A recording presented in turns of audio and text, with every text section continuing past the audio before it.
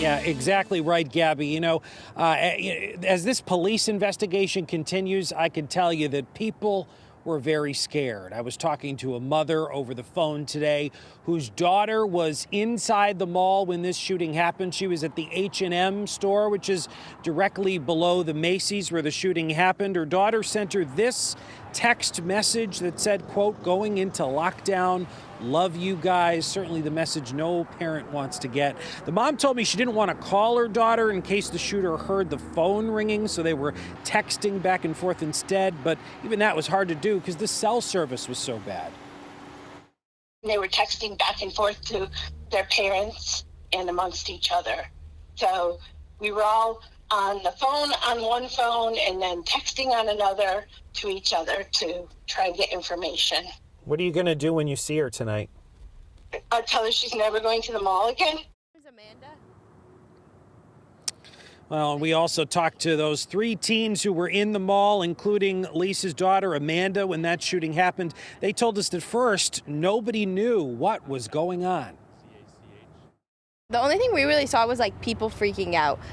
We were like the first ones to hear anything. We were the first ones to kind of like know anything because my dad called me and was like, "Don't go anywhere, like stay where you are."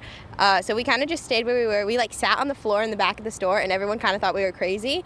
And then everyone else kind of realized what was going on. And then everyone else kind of started staying towards the back, staying in the dressing rooms. And then finally H&M went into lockdown and put us in the back room with like all their storage, and all the employees went back there too, and they locked all the emergency doors. Yeah, so eventually store employees informing them that they were going to go into lockdown, and they were taken to that back room. About 40 people in that room, by the way. They locked those emergency doors. They stayed there locked down for about 90 minutes. Eventually the police came and told them that it was all clear. As we mentioned, this happening around noon at the Macy's department store. Macy's sent us a statement that reads, quote, "We're deeply saddened about the incident that took place at the Macy's pavilions at Buckland Hills. The safety of our customers and our colleagues is Macy's top priority. We're working closely with the local police on this investigation and defer all comments about the case to them per policy." And we just learned a new piece of information here over the last couple of minutes. I was speaking with a mall security officer. They are contracted by Personal Services Security, PSC Security out of California, but that's mall security. We're talking here about a Macy's security officer, and they are not contracted with any company. Macy's, I am told, hires their security personnel directly.